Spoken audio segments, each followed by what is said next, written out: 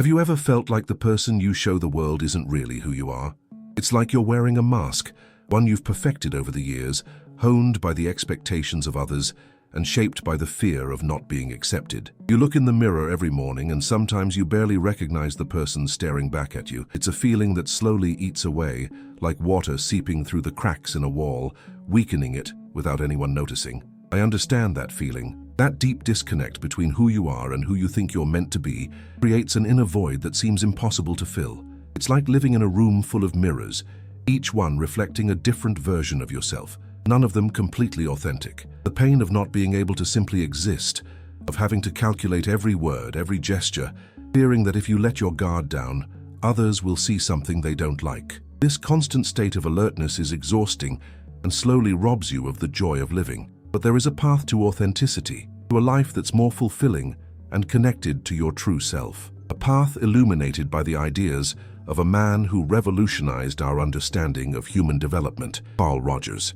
Today, we'll explore together how his principles can help you reconnect with your essence, embrace your authenticity, and build more meaningful relationships based on empathic understanding and unconditional acceptance. The journey toward our true selves begins with understanding who we really are beneath the layers of societal expectations and conditioning. Carl Rogers, one of the founders of humanistic psychology, dedicated his life to understanding how people can fully develop and achieve what he called the good life, defined not by material possessions or social status, but by authenticity and the ability to live each moment to the fullest. Rogers observed that from childhood, we begin to construct an image of ourselves based on what we perceive others expect of us. Our parents, teachers, friends, and society at large send us constant messages about how we should be to be loved and accepted. We begin to mold our personalities to fit these parameters, sometimes sacrificing essential parts of who we truly are. It's as if we learn to play an instrument we didn't choose from a young age, following a score written by others. Over time, this instrument becomes so familiar that we forget it wasn't our original choice to play.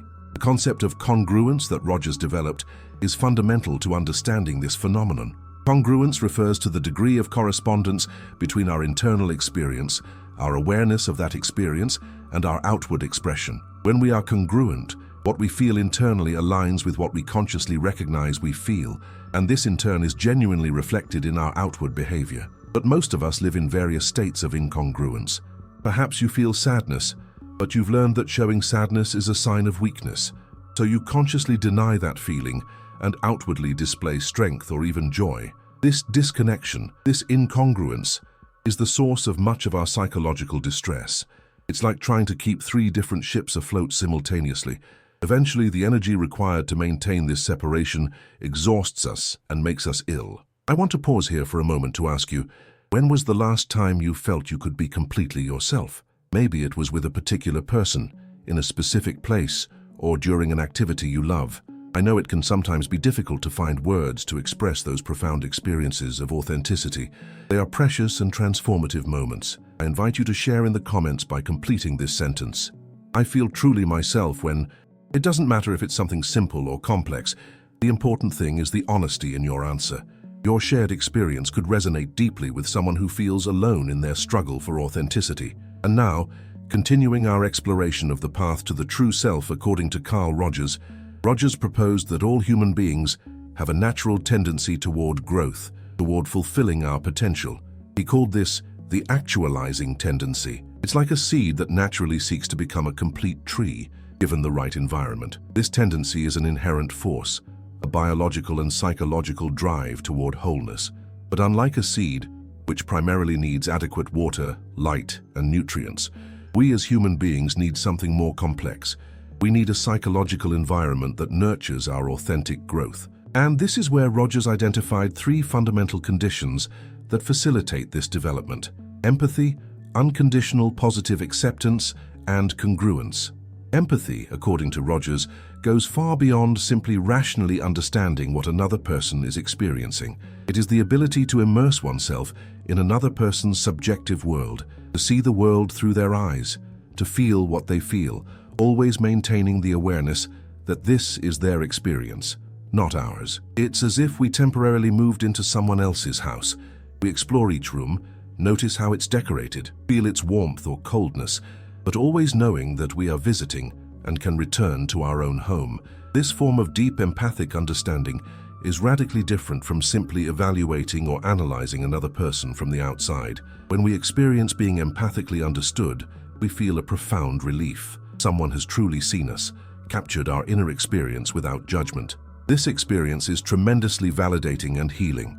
The second condition Rogers identified is unconditional positive acceptance. This means valuing the whole person, not just the parts we consider good or acceptable. It is the ability to embrace another's entire experience, their thoughts, feelings, behaviors, unconditionally. It doesn't mean that we approve of everything they do, but that we respect their right to their own experience. When we grow up in an environment where only certain parts of us are accepted, our intelligence but not our emotionality, our kindness but not our anger, we learn to hide or deny fundamental aspects of who we are. We develop what Rogers called value conditions, internalized beliefs about which parts of us are valuable and which should be suppressed.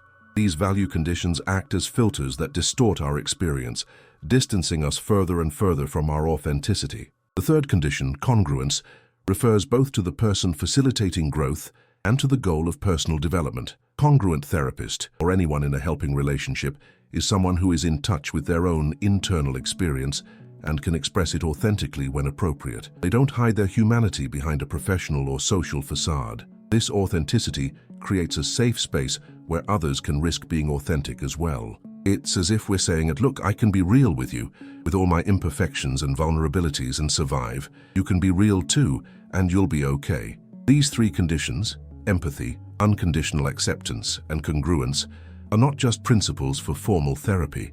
Rogers came to believe they are essential elements for any relationship that seeks to foster growth, whether between parents and children, teachers and students, leaders and co-workers, or between friends and partners.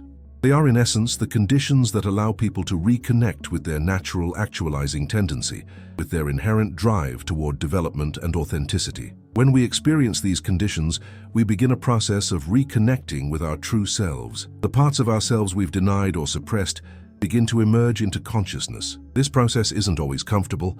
It may involve facing difficult feelings we've avoided, acknowledging needs we've ignored, or questioning limiting beliefs we've accepted as truth. It's like cleaning a house that's been closed up for years. At first, removing accumulated dust may make us sneeze and feel uncomfortable, but it's necessary to create a livable and healthy space. Rogers observed that as people move through this process of reconnecting with their true selves, they experience significant changes. They begin to rely more on their own internal experience as a guide for their decisions, rather than relying exclusively on external rules or the expectations of others. They become more flexible in how they perceive themselves and the world, less rigid in their judgments and categories. They develop greater acceptance of their own emotional experience, recognizing that all emotions, even those culturally labeled as negative, serve a purpose and contain valuable information about our needs. And perhaps most importantly, they begin to live more fully in the present, less caught up in regrets about the past or anxieties about the future. This process of growth toward authenticity is not a final destination we reach once and for all. Rather, it is a direction, a continuous path of development. Rogers described the good life not as a state of perfection or constant happiness, but as a dynamic process, a way of being. In his own words, the good life is a process, not a state of being. It is a direction, not a destination. This perspective is enormously liberating. We don't need to achieve some idealized standard of self-actualization. We just need to be open to the ongoing process of growth with all its challenges and discoveries. Now let's think about how we can apply these Rogerian principles in our daily lives. How can we cultivate more empathy, acceptance, and congruence, both in our relationships with others and in our relationship with ourselves? Let's start with the practice of empathy. In an increasingly polarized world, where we are often more interested in formulating our response than in actually listening, the ability to empathically tune into another person's experience is revolutionary. We can practice empathic listening by truly trying to understand the other person's subjective experience, temporarily suspending our judgments, interpretations, or advice. This doesn't mean we should agree with everything they tell us, but rather that we first seek to genuinely understand before being understood.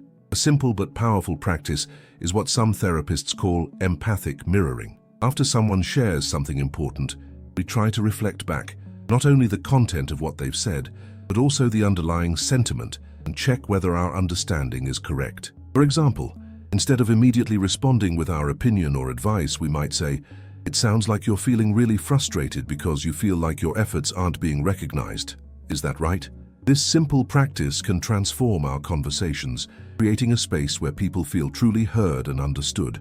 Regarding unconditional acceptance, we can begin by observing our automatic judgments, both toward others and toward ourselves. When we notice ourselves judging, we can ask ourselves, can I open myself to accepting this experience, this feeling, this behavior, without necessarily approving or condemning it? Acceptance doesn't mean passivity or resignation.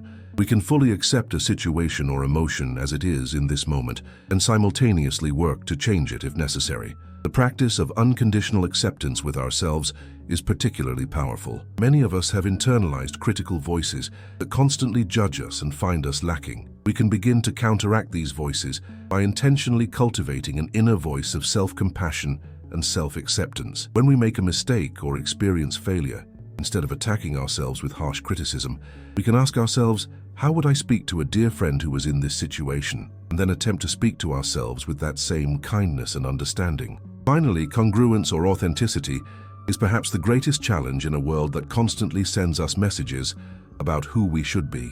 Practicing congruence involves developing greater awareness of our internal experience, our feelings, thoughts, needs, values, and finding ways to express this experience authentically. It's not about impulsively expressing every thought or emotion we have, but rather cultivating the ability to recognize our inner truth and express it responsibly and appropriately. A helpful practice is what we might call authenticity check-ins, pausing occasionally throughout the day and asking ourselves, am I being myself right now, or am I playing a role? Is there something important I'm suppressing or denying right now? These moments of honest self-reflection can reveal areas where we're living incongruently and open up possibilities for more authentic choices. It's important to recognize that the path to greater authenticity may encounter resistance, both internal and external. Internally, we may feel fearful of what we will encounter if we allow ourselves to fully acknowledge our experience. Painful feelings we've avoided, needs that seem impossible to meet, or parts of ourselves we've learned to view as unacceptable. Externally, our attempts to live more authentically may disrupt family or social systems that depend on us maintaining our established roles. People accustomed to relating to our inauthentic selves may feel confused or threatened when we begin to show our true selves. Despite these challenges, Rogers maintained a profound confidence in the human capacity for growth and authenticity, given the right conditions. His optimistic outlook was based not on a naivete about human complexity, but on decades of clinical observation and personal experience. He saw time and again how people who had been disconnected from themselves for years, even decades, could gradually reconnect with their natural tendency toward growth and develop more fulfilling and authentic lives.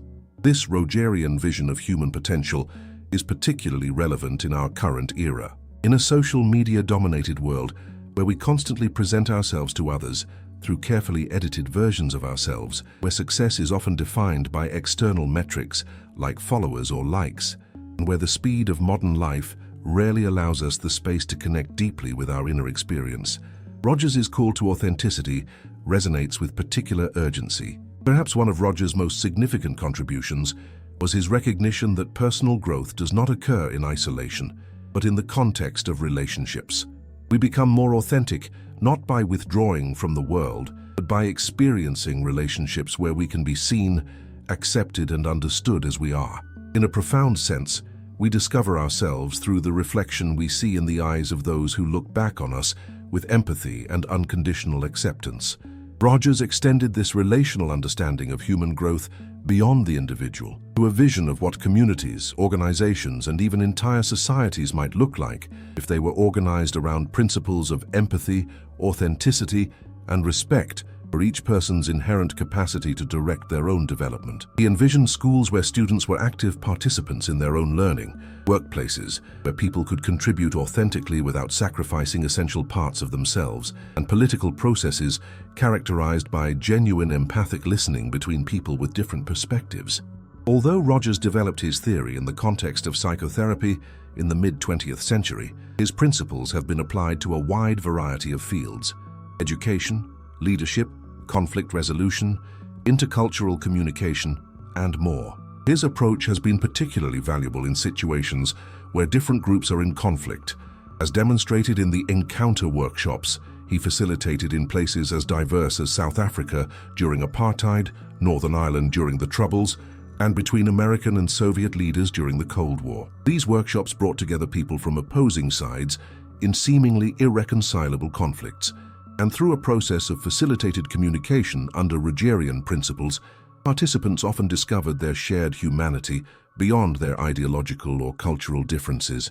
On a personal level, we can ask ourselves what it would mean to apply this Rogerian insight more fully to our own lives. What would a romantic relationship based on deep empathy, acceptance, and authenticity look like? How might we raise children in a way that respects their natural actualizing tendency and allows them to develop their own authentic sense of self? How might we approach conflicts in our families, workplaces, or communities from a stance of genuine empathic understanding, even, or especially, when differences seem irreconcilable? It's important to note that Rogers' approach doesn't involve abandoning our values or avoiding setting appropriate boundaries. On the contrary, living authentically involves clarifying and honoring our own values and needs, even when this means setting clear boundaries in our relationships.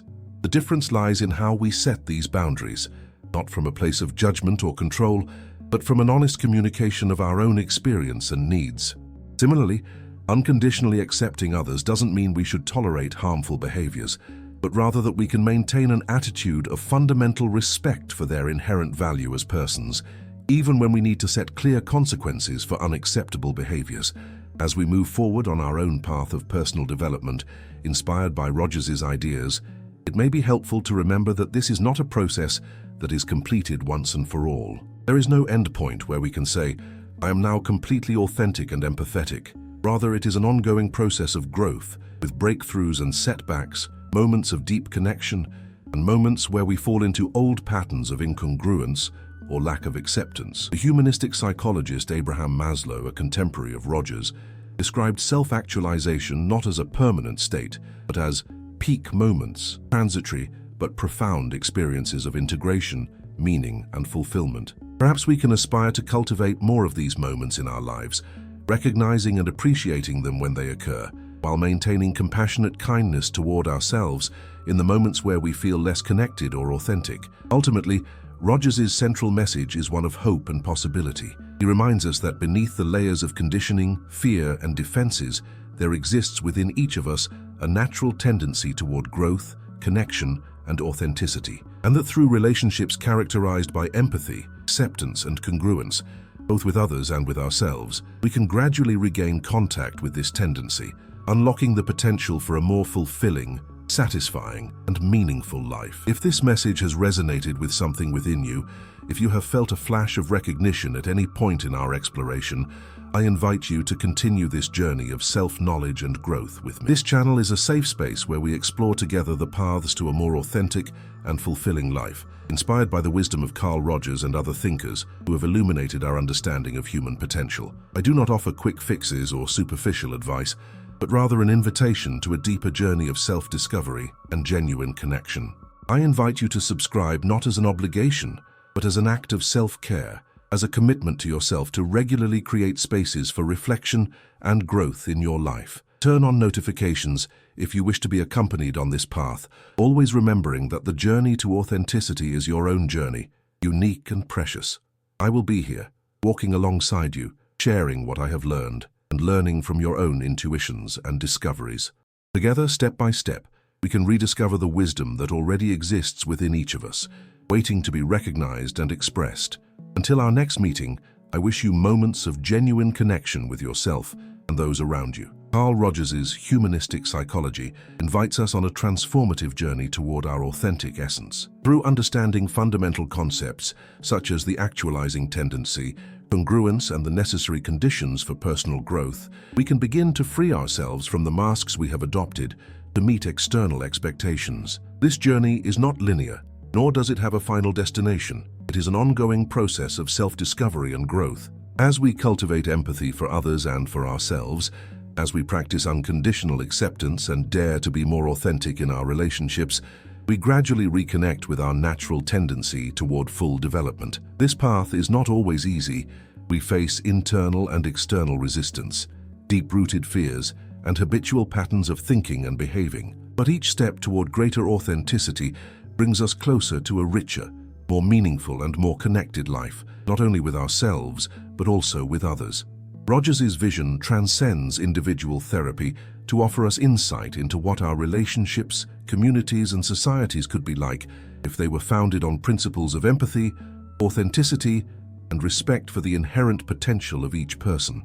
In a world that often pressures us to conform, compete, and disconnect from our inner experience, this message is more relevant than ever. I invite you to take these reflections with you, to explore how you might incorporate more empathy, acceptance, and authenticity into your relationships and your relationship with yourself. And remember, in Rogers' own words, the curious paradox is that when I accept myself as I am, then I can change. With this compassionate acceptance of our full humanity, with all its imperfections and contradictions, we open the door to the possibility of genuine and meaningful development.